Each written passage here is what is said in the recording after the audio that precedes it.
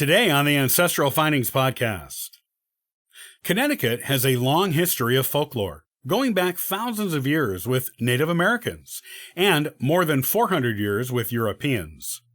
Some creepy things have happened there, some of which were turned into movies. Here are some of the highlights of Connecticut folklore.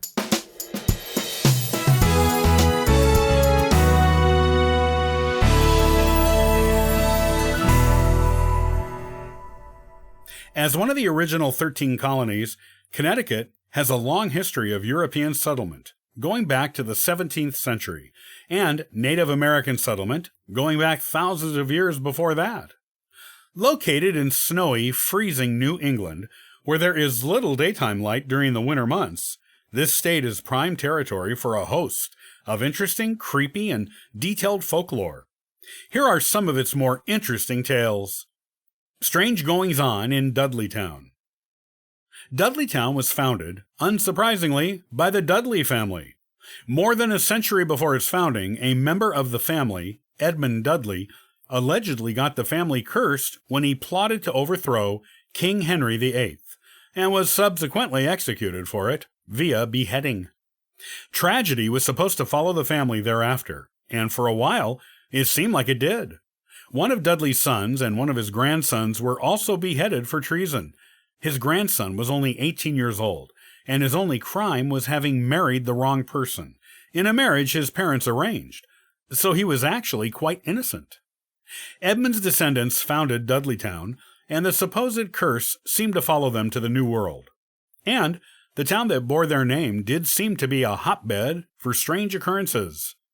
Dudleytown has experienced an unusually large number of disappearances, cases of people going insane, and deaths that occurred in bizarre ways. There was even a town-wide plague there in 1759 that was never explained, but that killed many residents of the town.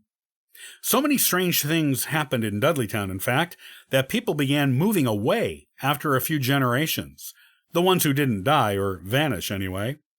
Eventually, only one family, the Brophies, was left in town. Once the Brophy family was alone in town, the curse seemed to focus on them. John Brophy, the patriarch, not only lost his wife, but both his kids vanished in the forest right after her funeral. If that wasn't enough, John's house burned down, and then he vanished in the forest too. He was never found, and neither were his children. Dudleytown was deserted by the early 1900s, though its curse still seems to linger. One intrepid camper came to Dudleytown with his wife and left her alone for a day and a half, while he went to New York to take care of some business. He came back to find her completely insane, and she killed herself soon after. What was once Dudleytown is now a popular spot for ghost hunters and those interested in the supernatural. The Real Annabelle. Anyone who saw the movies The Conjuring and Annabelle knows about the spooky haunted Raggedy Ann doll. It's a real doll, and it is kept in Ed and Lorraine Warren's Occult Museum in Monroe, Connecticut. The doll once belonged to a student, and strange things happened in the girl's dorm once she brought Annabelle home. Guests would get phantom scratches, pieces of paper with creepy messages appeared with childlike handwriting, and the student and her roommate experienced bad dreams while the doll was there. A psychic told them the doll was possessed by the ghost of a little girl, and the student and her roommate felt sorry for her and let the doll stay. This was the wrong move. The doll began to make violent things happen, and expert psychics Ed and Lorraine were brought in. They said it was no little girl, but a demon inside the doll, pretending to be a girl to get sympathy. They performed an exorcism on the doll, got rid of the demon, and brought the doll to their museum. It is stored with crucifixes with their museum's most haunted items. The inspiration for A Haunting in Connecticut. Another movie was inspired by Connecticut folklore, A Haunting in Connecticut. In the real-life version, the Snedeker family moved to Southington, Connecticut in 1986. The house they moved into used to be a mortuary in the 1920s, and some of the equipment was still in the basement, along with photographs of some of the corpses that were there back in those days. The family soon started hearing strange noises and seeing ghostly figures in the house, some of which appeared quite evil. The eldest son in the family became unnaturally full of rage and beat up his cousin, and was also spun around on a gurney by seemingly no one.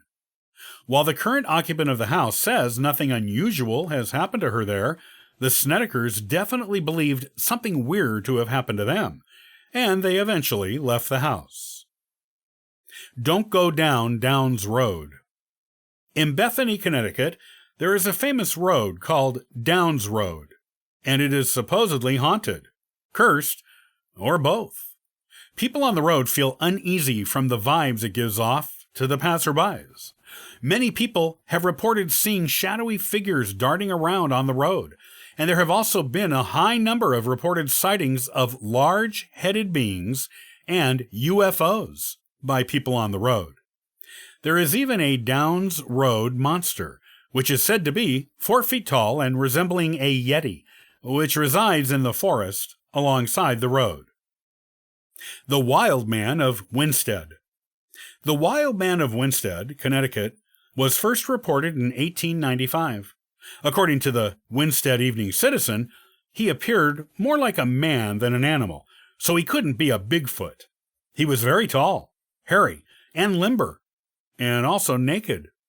The sighting of the Wildman freaked out the town, but after the one sighting, he went back into the woods and wasn't seen again for 80 years. The Wildman appeared again in July of 1972, and sightings of him continued for the next 2 years, then stopped again just as abruptly as the first time. There was some speculation that the second sightings may have been a man named Arthur Beckwith, who was an escaped mental patient who roamed the countryside. However, this was never confirmed.